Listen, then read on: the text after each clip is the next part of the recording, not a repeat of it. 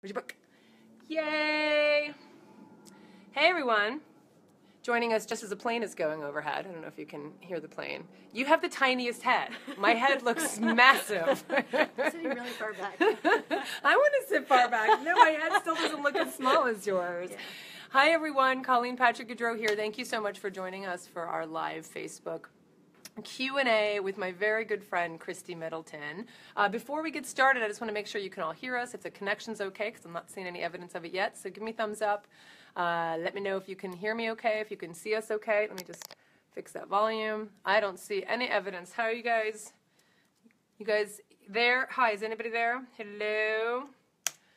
I don't see anybody. I wonder what our connection's like. See, and you can actually see it live. Isn't that wild? Yeah.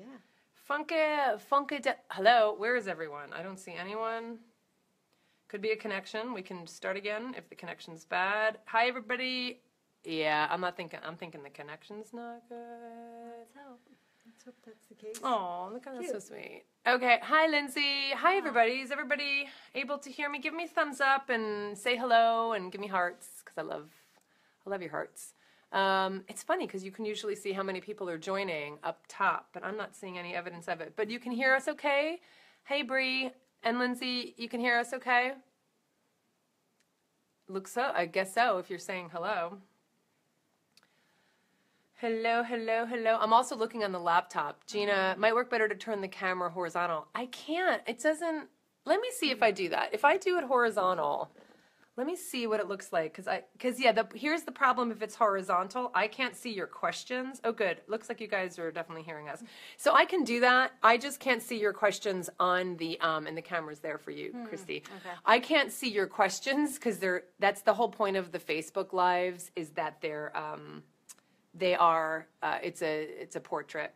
So, we're just going to squeeze our little heads together because that way I can see your questions much better. And I'll get out of the frame when Kristie's talking. Good, Bree. Hi, everybody. Hi. So Kristie Middleton is a very good friend of mine. She is, I'm going to embarrass her because she really is one of the most dedicated, generous, effective animal advocates I know. And I am lucky enough to call her my friend. And also, she's my fellow advocate here in Oakland. And we'll talk more later about the kinds of things we're doing here in Oakland. But the most exciting thing is that today is the launch of Kristie's brand new book, and first book, I might say. Gina wants us to turn it back.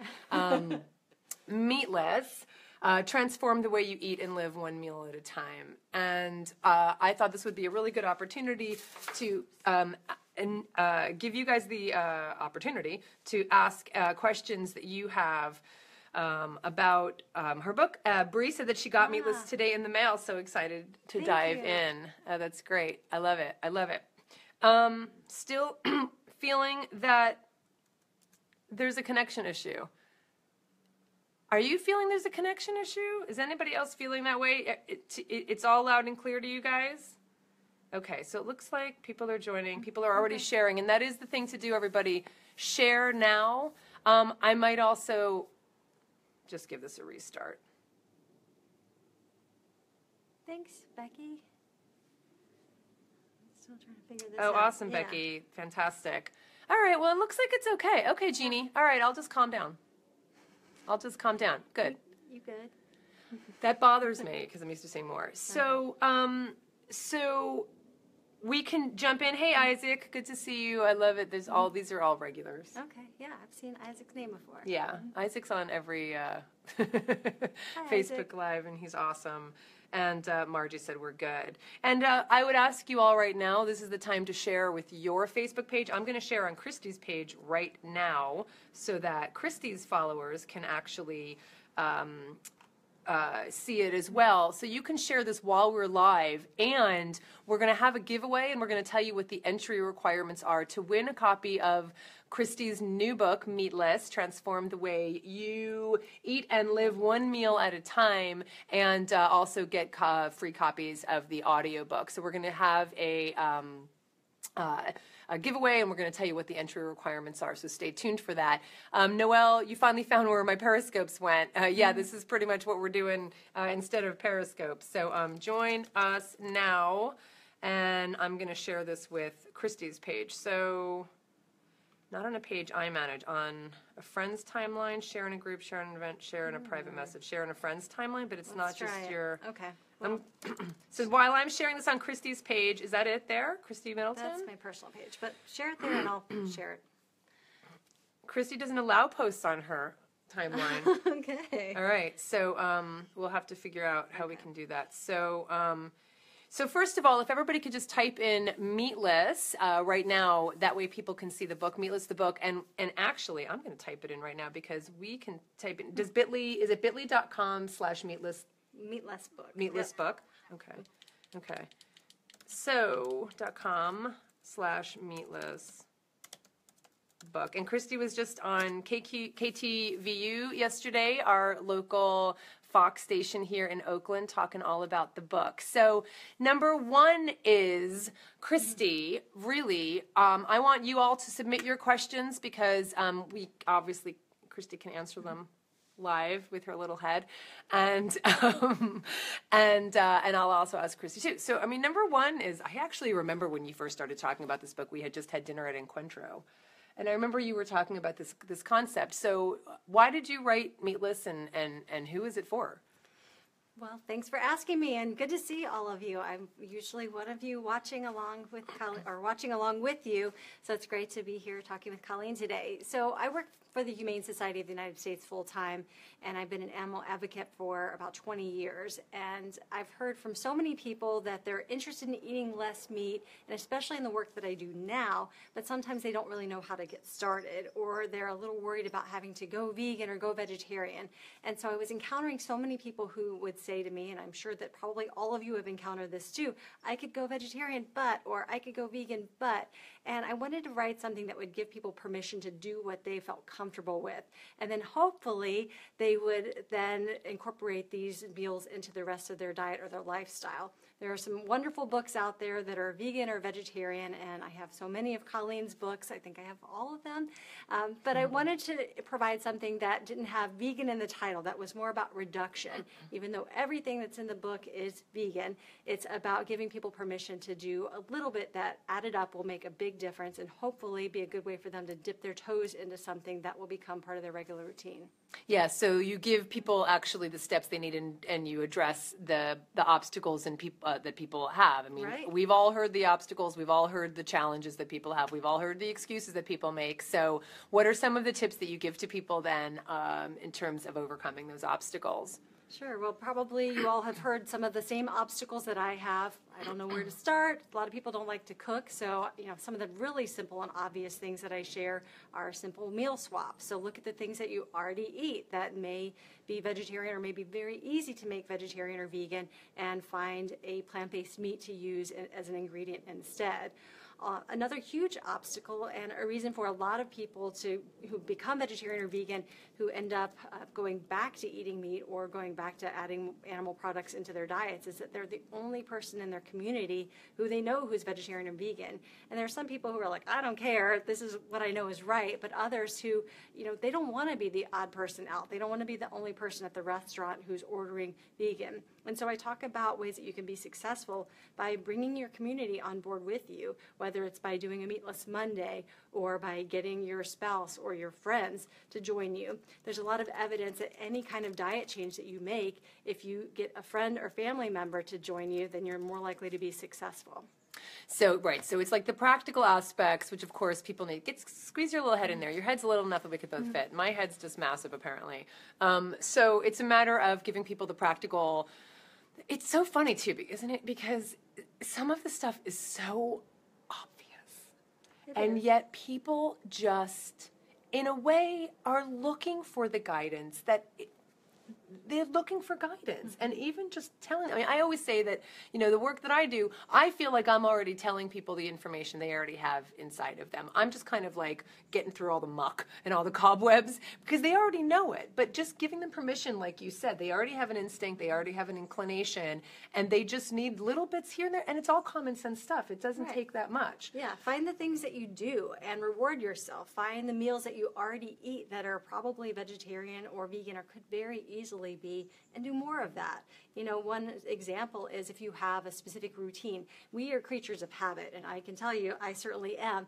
So look at the habits that you have and find little hacks that you can make. So if your office goes out to lunch every weekday or once a week, and your obstacle is that you usually get a chicken sandwich when you go out with your office, then suggest a place that you can go where you can find something that's vegetarian or vegan.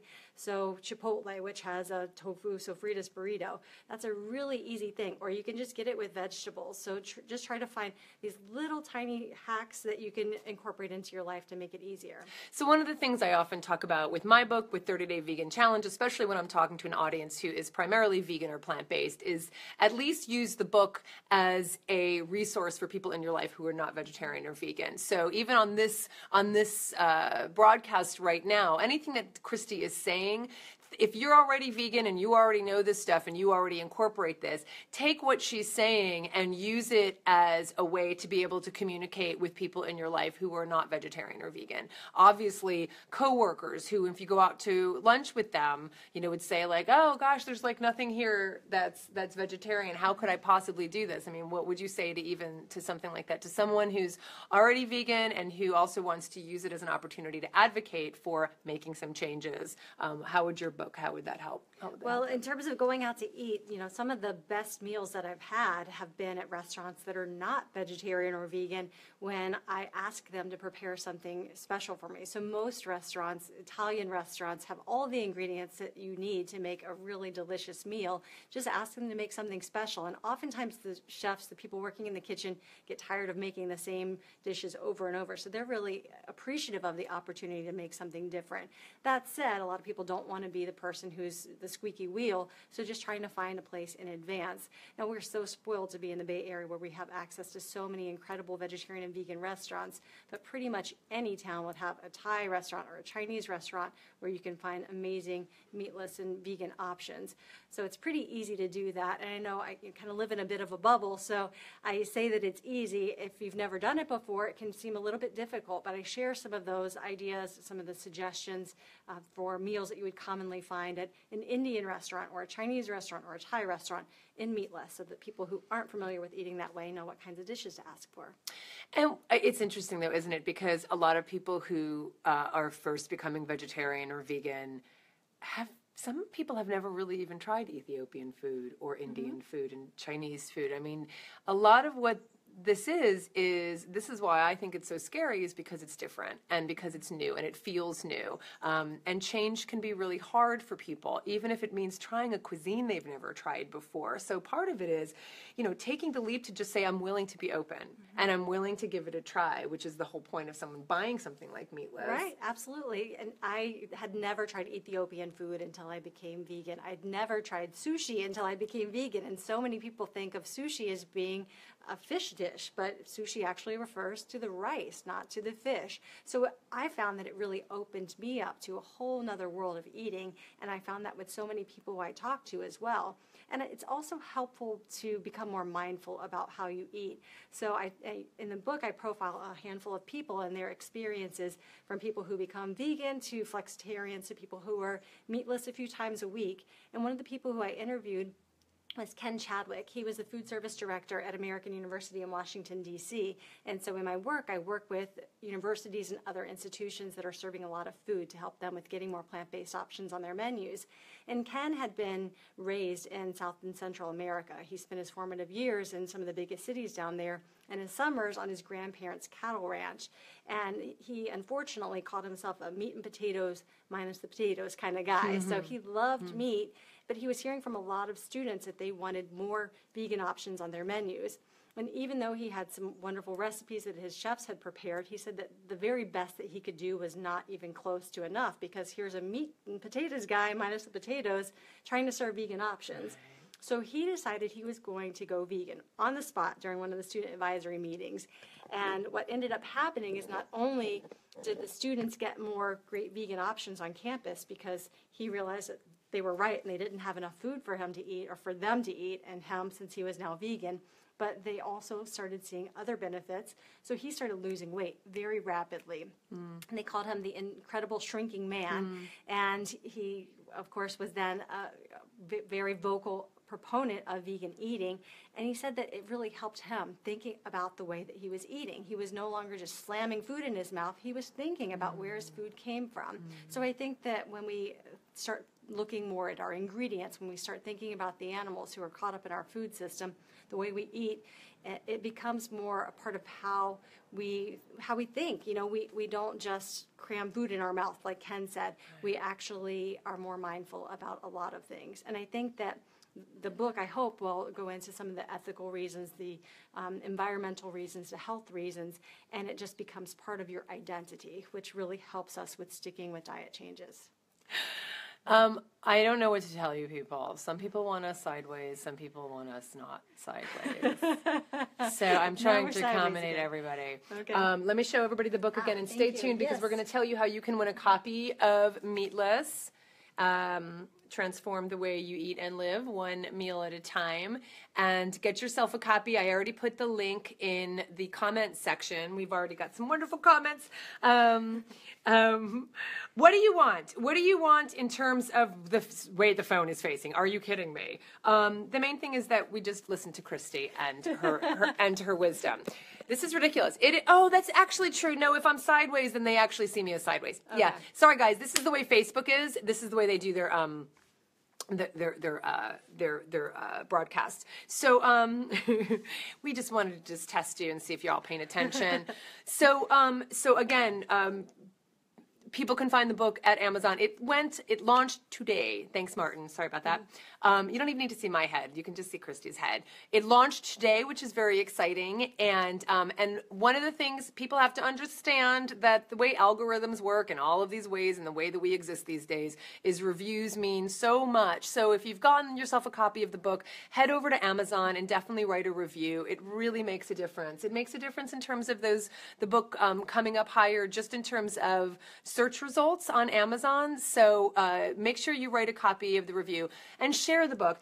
A book like this is meant for, I know so many people on this broadcast are already vegetarian or already vegan, and Kristie didn't write the book for you. Mm-hmm. She wrote the book for you to give to people who could benefit from this book. So if in any way you want to advocate to your family or friends, and because it's done in a way that people don't have to call themselves anything or label themselves one way or the other, but most people actually say they're willing to reduce their consumption of animal products. This is the way you can help people do it. Yes. So this book is for you to give to your friends and family, and that's one of the things that I'm really excited about is, for so many people, they struggle with that. What do I say to my loved ones? You feel so strongly about this issue that it's really easy for us to get frustrated when people don't understand. So I hope that this book will prove a helpful tool for those people who may be a little intimidated by the idea of going vegan. It can maybe reduce and start with the Meatless Monday, and I think that most people are willing to do that. In fact, there's a huge surge of people who are eating less meat. The Meeting Place, which is the meat industry's own trade journal, said that 70% of Americans are eating less meat. They're eating at least one meatless meal once a week, which is huge. And if we could get more people to even do that, just one meal once a week, it really would add up to make a much bigger difference. It makes a difference. Don't do nothing because you can't do everything. Do something, anything. I saw everybody's talking about how they're going to get a copy of the book. I love it. I did see, let's see, Tiffany has a question, but Gina had a question as well. I'll get to your question, Gina. Tiffany asked, what's your recommendation for split households? Many people say that they don't want to do extra work to prepare a meal for themselves and sometimes someone else for the non-vegan eaters in their house. Not an issue for me, but one for many plant-based weight loss clients that she has. Right. Yeah, that's tricky. So, I mean, if they're unwilling, and hopefully if you just prepare something that's really delicious, then they're going to be willing to eat whatever you create them. So my parents are not vegan. I hope they're watching. Hi, Mom and Dad. But when I come to visit them, we all eat vegan because we just create really delicious food. And if unfortunately they're unwilling to do that, then prepare something that you can eat and then maybe have them add whatever meat it is that they want to add to the end. But another way that people can eat less meat, and this is an example example that I provide in the book, there's a gentleman named Anthony Williams who, along with his family, did a meatless Monday, and then they wanted to reduce meat throughout the rest of their week. So even if they do eat meat, they just eat a little bit less of it. So they might make a chili and use a third of the meat that they would have used before. And of course, if you're ethical, vegetarian, or vegan, then you may not want to go that route, but it still does add up to have an impact. So I would say, hopefully, if you can just prepare some really delicious food, then your family will want to partake. And I've certainly seen that. And when I've traveled on airplanes and ordered the vegan meal, people are like, what are you having? I'm going to get that the next time. So just win them over with some really amazing food. It's so simple. It doesn't even have to be that complicated. Right. Okay, that was really funny when I creepy, like this book just came in. You can actually hold it there. Okay. People will see it, Okay. and you can still show your beautiful face.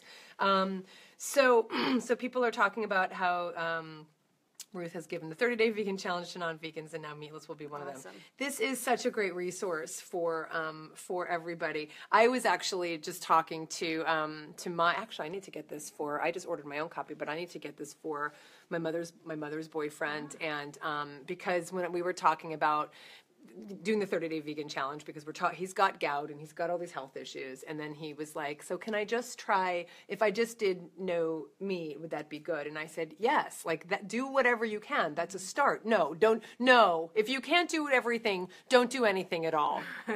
Forget it. No, never mind. Yeah. Of course, anything you do has an impact. So this is the kind of book that would appeal to someone like he's my mother's boyfriend. He's 78 years old. I think, if he's watching, sorry, if you're 75 years old, he's probably about 70, 77, 78 years old, and he's got gout, he's got a stent, and, the doctors don't tell them about this. They're not telling them about this. We've got to get this into every doctor's office as well. So this is the kind of book that every single person can buy. This is the kind of advocacy we can do as vegans and vegetarians.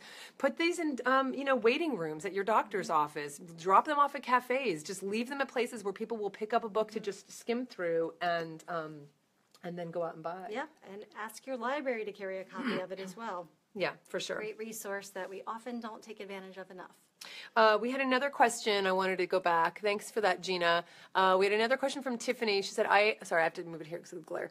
We have a professional development day at the college I work at, and I was initially on the planning committee, but bugged out after one meeting. They pretty much told me I need to bring my own food because they won't accommodate my vegan decision. Well, I've got an opinion about that. Right. Well, that's unfortunate, but I think that probably they are excluding a lot of other people from that meal if they're excluding you because they think it may be a personal choice. So again, I would probably just try to identify things that everybody would love, and they would probably open us up to a lot more people than just you, not just you, but they would get more people participating in these professional development days, and suggest some really easy things that everybody's going to love, like a rainbow hummus wrap or falafel. These are things that people who eat meat love and may not care or know that they're vegetarian or vegan. Yeah, and you don't have to call it vegetarian or vegan. Yeah. Tiffany, I know you probably already know that, but my work is all about vegan advocacy, so is Kristie's, but there's plenty of times that, just in terms of us just representing, just in general, framing, which is something I talk about a lot, we just talk about it as food, right? Because, the whole idea that somehow it's different or new. And that's why people react that way, because they think, oh, I'm not vegan, so I can't eat that food, as if non-vegans are not eating fruits and vegetables and nuts and seeds and beans and mushrooms and grains and herbs and spices. It's just food they're eating. Yes. So we need to just take the mystery out of it, or the label out of it. Yeah, and remove the stigma, which is unfortunate, but it does exist. So there's an organization, World Resources Institute, and they recently shared some resources with us.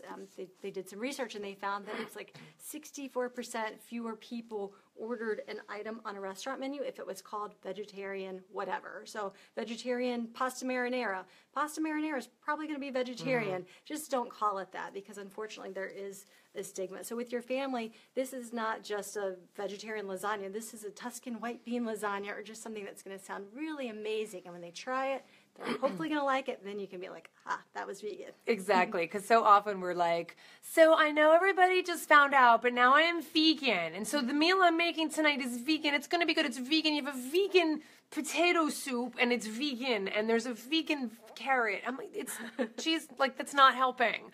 Not that any of you are doing that. And with that voice either. I don't know, maybe. Hi, Mom.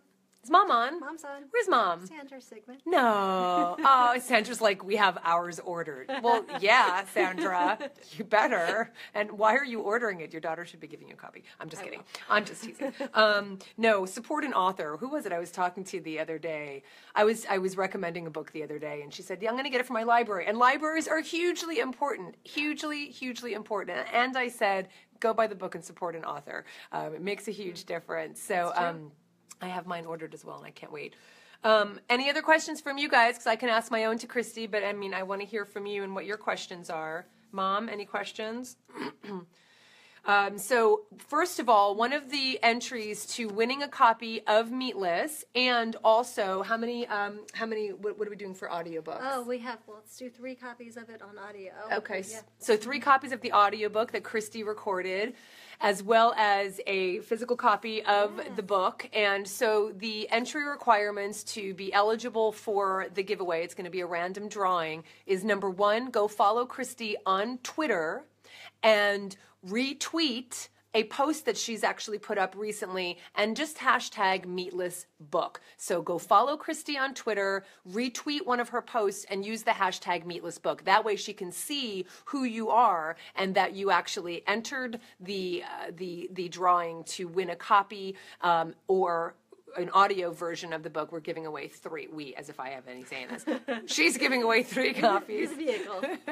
And Kristie can be found on Twitter at Kristie Middleton, minus the E, though. Too many characters. So Isn't it's that annoying? Kristii Middleton.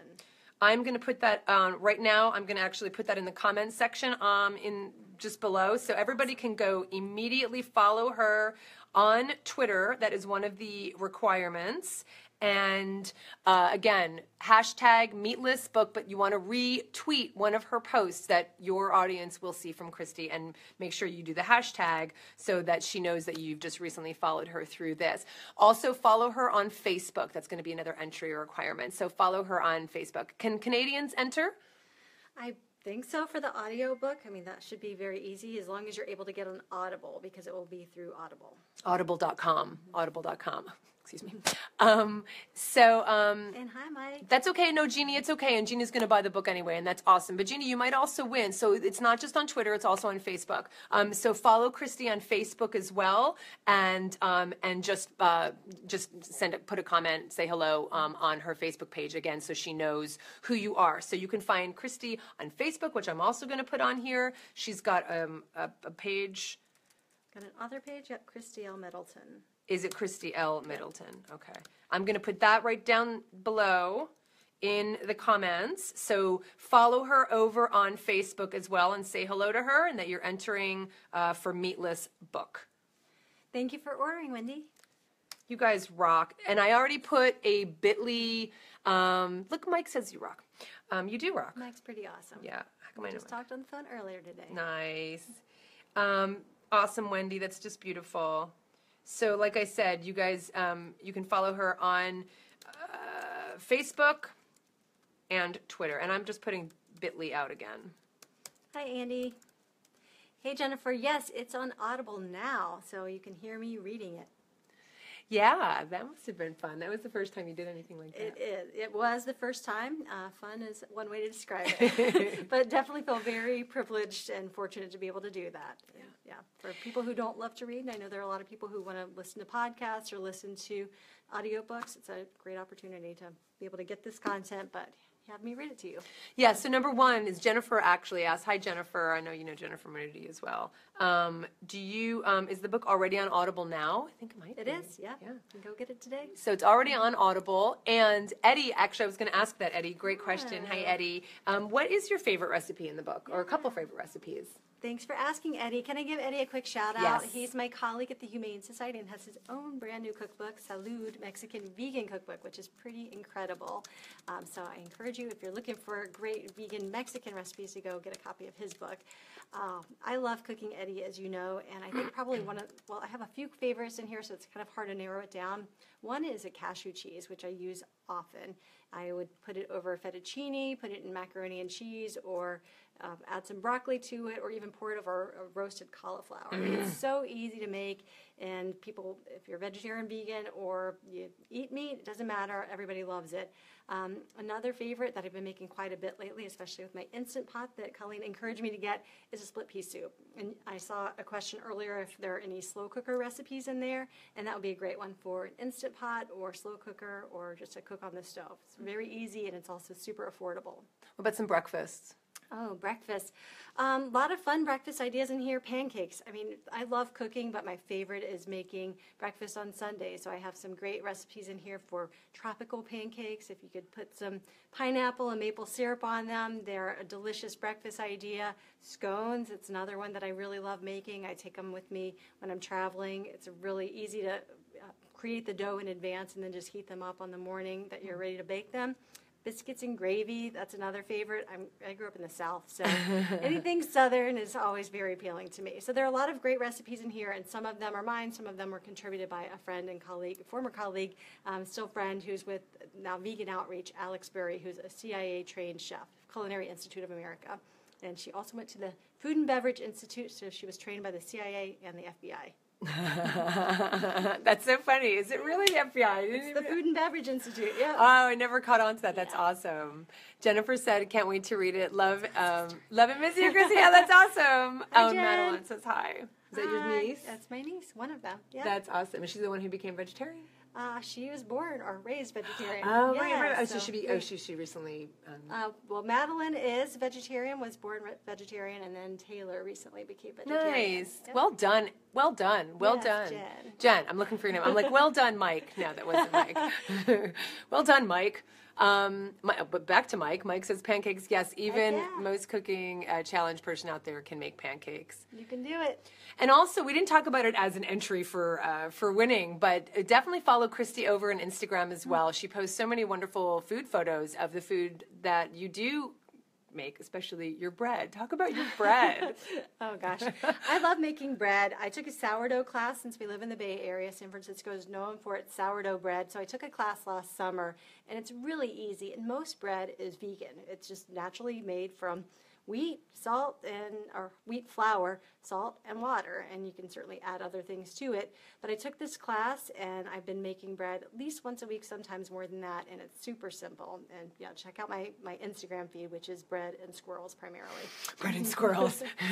More than that, your breakfast. I feel like we have a competition on the weekends because I'll be making waffles for David, and you're making your pancakes, waffles and pancakes. Yeah. What is your Instagram account? It's Kristie L. Middleton.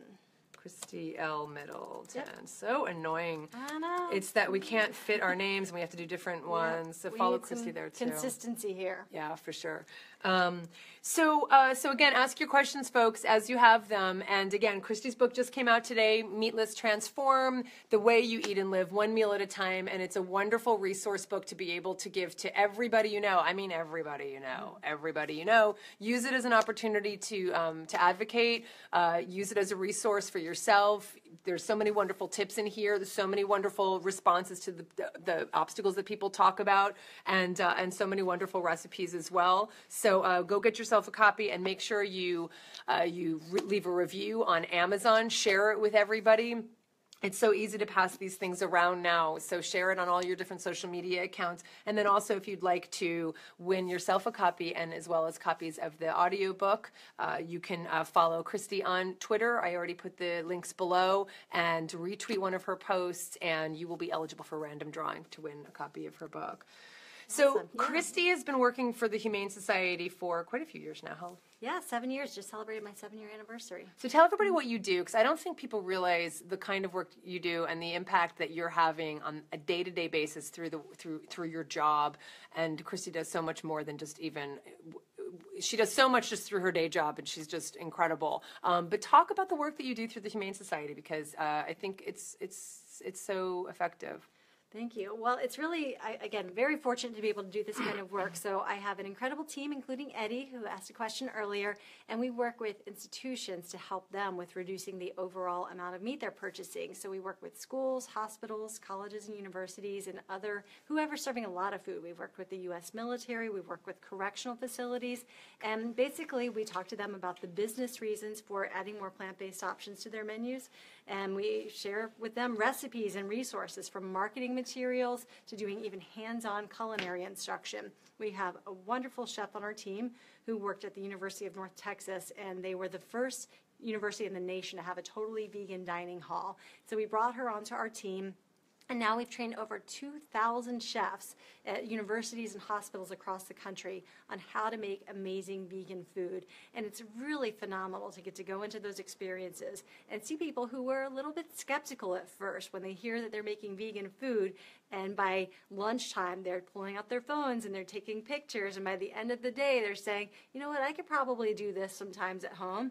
And then by the end of day 2, they're like, you know, I could probably at least eat vegan a few times a week. So it's a really incredible opportunity when you realize that these are people who are feeding hundreds of thousands of other people. They're really in a very influential position. And it's been really amazing to see the impact that these institutions can have and can make by reducing the overall amount of meat that they're serving. One school district that I worked with, Los Angeles Unified, serves 700,000 meals, and they're doing a Meatless Monday. So 700,000 meat-free meals every single week by this one school district, which is pretty incredible. It is incredible, and it just goes to show also that people are interested, but they don't necessarily know that there are resources out there. They don't know what to ask. They don't even know that there are programs that you are providing. Mm-hmm. And just by showing up and being that voice, scooch. We're getting squished. We're squished on the chair here together because I need a bigger phone. Yes, you do. I have a 6. They don't even know. So what's exciting is that once people actually have the information in front of them, they're eager to make a change. And, of course, the food in front of them and to taste it. Exactly.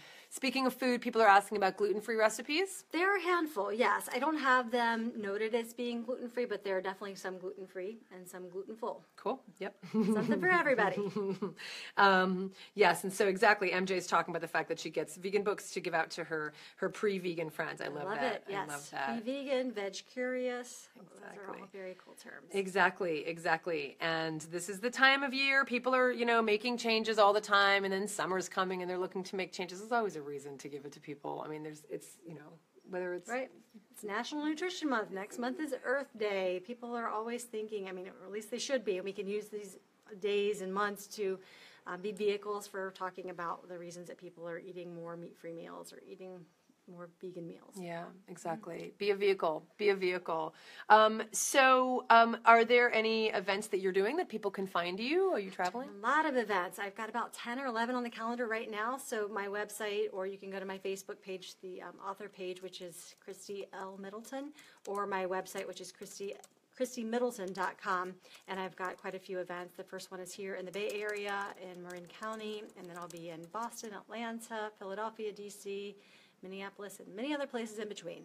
Love it. Do you guys have any more questions for Kristie? This is the time to ask. Of course, you should be going over right now. Perhaps you're not there because perhaps you're over at Amazon getting yourself a copy of Meatless. And again, go follow Kristie at Twitter and be eligible to win a copy of the book, and also to win a copy, 3. We're just giving away 3 copies of the audiobook for free. So if you have any more questions, now is the time to ask. And I'm just really thrilled. I'm just so proud of you, and I'm so thrilled you're doing the work you're doing in the world, and you're putting this book out in the world. It's a big deal. It is. Well, thank you, and I'm so grateful to be able to do the work, and we just have, in addition to you, such an incredible community, so many great people, names who I recognize, so I'm really thrilled to be here with you today and to have the opportunity to meet so many of your wonderful fans and followers. Yeah, well, they're awesome. They're awesome. If y'all just get over and follow Kristie. She's so incredible, and I can tell you that there are incredible people who follow me here. A couple people have asked about, do you know if the publishers are going to do a version in Spanish? I know that they are currently looking for international rights. They're looking into that, and I've been talking with an organization, Animal Equality, which does publish books in Mexico, and they're interested in publishing it themselves if the publishers aren't going to sell international rights. So, Great. So to it's be on determined. the- Emmanuel, thank you for the question, and I'll definitely let you know. Good. Sarah's asking advice on kids' vegan meals using whole foods. I don't want to keep giving my daughter vegan junk food. Yeah, you know, I think, again, the macaroni and cashew cheese, if they don't have nut allergies, is a really good one, super kid-friendly. And you can even, something that I like doing at home, just to have that throwback to the Kraft macaroni, is steam some carrots or butternut squash and throw that in to give it a little bit of that orange color. So it's a little fun to use that. Noodles with peanut sauce is something that's super easy, and it takes like 15 minutes to make, really as much time as it takes to boil the noodles, and that's another one that kids love. I think they tend to really love pasta. In addition, soup. I was really surprised. I don't have kids, but I understand that kids really love soup. So there's minestrone, there's the split pea soup, there's lentil soup recipes. I've got a lot of soup recipes, and these are all whole plant-based foods. In fact, with the exception of just a handful, all of the recipes in the book are using whole foods and very few of the plant-based meats. You know, I think it's actually one of those things too. I'm like, hello. Sorry. I think it's one of those things too, is when I was saying that we call food that's just edible plant foods vegan. I think sometimes we also think we have to have separate food for kids. I think, you know, my motto is like, if it tastes good, they will eat it. And as long as it's simple, I mean, you know, kids might, you know, be averse to really spicy foods, but it really depends on where they grow up. I mean, there are plenty of kids who grow up in cultures where they're eating spicy foods from the beginning. So sometimes we have to think a little more out of the box so that we don't feel like we have to have something separate for kids and separate for everybody else. And I will say, going back to the very first question we have, I don't believe that people who are the main cooks in the house should be short order cooks. I believe if you're making a meal for one person or for a couple people, you should be making it for everybody. And again, if it tastes good, they will eat it. And don't make such a big deal about it that it's something new or that it's vegan food. If it tastes good, if it's filling, if it's flavorful, if it's familiar, only F words, then they're going to be satisfied. Right. Yep, so make a big deal out of it. Doesn't have to be something that's different or just for the vegans. Exactly. Sarah says, thank you. Is that in your meatless book? Sarah might be asking about the cheese? The cheese is, the noodles and peanut sauce is, the soup recipes are, so all those recipes are in the book. Thank you, Sarah. I'm going to read a couple recipes here. Actually, someone asked about, what did you ask? I missed it. Okay, I have to go back over here. That's a good question, Liz. Liz asked if you tell people that you're vegan or plant-based. I would say it depends on the people. You know, I do a lot of work with the food service industry, and sometimes vegan can be a little scary for them. So I might say I eat plant-based, and I just don't want to try to bring a lot of attention to myself, especially in a business meeting. But I would say for the most part, I say I'm vegan. You know, I'm proud to be vegan. I just want to make sure that when I'm doing business with an institution, that I'm making requests that to them speaks their own language. Talk to them in language that they're familiar with. Yeah. I think it does depend. I think it depends on the context and the people you're talking to. Someone was asking if you're going to be at any Veg Fest. Can you name some of the Veg Fests you're going to be at? Yes, I am. I'm going to be at 3 that I can think of right now. So Seattle Veg Fest, which is on April 2nd. I'm going to be at the Oakland Veg Fest, which I believe is May 22nd, and the Richmond Veg Fest in Richmond, Virginia, which is in June. I thought it was like Richmond, California. I'm like, Richmond that has would a be pretty Veg awesome. Fest? Yes. There's, all right, I'm just looking through. There's Hoppin' John, which is awesome. Cuban rice and beans. There is the noodles with peanut sauce. Hello. Oh, my God. 15 minutes. Super easy. This looks so good. I would say that we should make this tonight, but we're going to go to Millennium so we can celebrate Kristie's book. But tomorrow we'll make that. Tomorrow we'll make that. I love the DIY sushi. Does it require, like, is it actually, like, you're doing, like, the whole sushi rolling thing, or is it kind of like a short? I love it. You can do it. It's super easy. Tuscan, that's hard. Tuscan, yeah, I found a typo. No, it's Tuscan pasta. She wrote it, it's fine. With white beans, asparagus, and tomatoes. Another really easy one. Quick and easy pasta marinara, pesto pasta. Herbed Italian stuffed shells, polenta lasagna, easy spring risotto. A lot of Italian. It's so much Italian cuisine. It's just already vegan. It's so easy, yes. And I really, again, wanted to focus on super simple recipes that everybody would love. I love that. Angela thought of Richmond, British Columbia. I guess there's a lot of Richmonds out there, but it's Richmond, Virginia. Yeah, wonderful. Well, I am so excited. I'm so thrilled. Get yourself a copy. Go over right now. Get it from Amazon or a local bookstore. Contact your local bookstore. Make sure that they are carrying it. I know, Sarah, doesn't that all sound delicious? I know. I'm actually getting really hungry. And let me see if there's anything else. Looks like that's, yeah. So get yourself a copy and follow Kristie on social media. She is the most fabulous person I know. I'm just going to say that. She really is the most generous, hardworking, effective, kind, compassionate, big-hearted, intelligent person I know. And so you're actually supporting the work of an incredibly authentic person who's dedicated her life to helping people help animals and get them off their plate. See, it's meatless. There's no animals on the plate. That's a veggie dog. Or bean. That's a bean. That's a bean. Sorry. We're not sure. If you would like to see awesome squirrel photos and cat photos, because she's got some pretty adorable cats, and doggy photos and food photos, and just follow the great work Kristie's doing, follow her at Instagram. And I put all of the links below. Follow her on Twitter and on Facebook.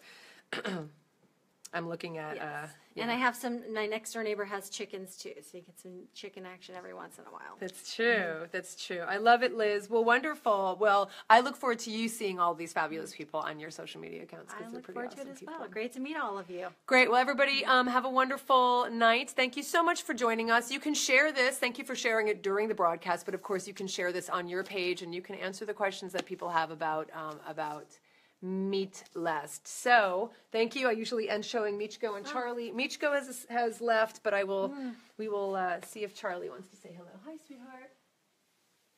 Okay. And there you go. Look at those toes. Really? He looks so unhappy right now. He's tolerating it. He really is. Thanks, everybody, so much. And for the animals, this is Colleen Patrick-Goudreau and Kristie Middleton. Thank you. Have a good night.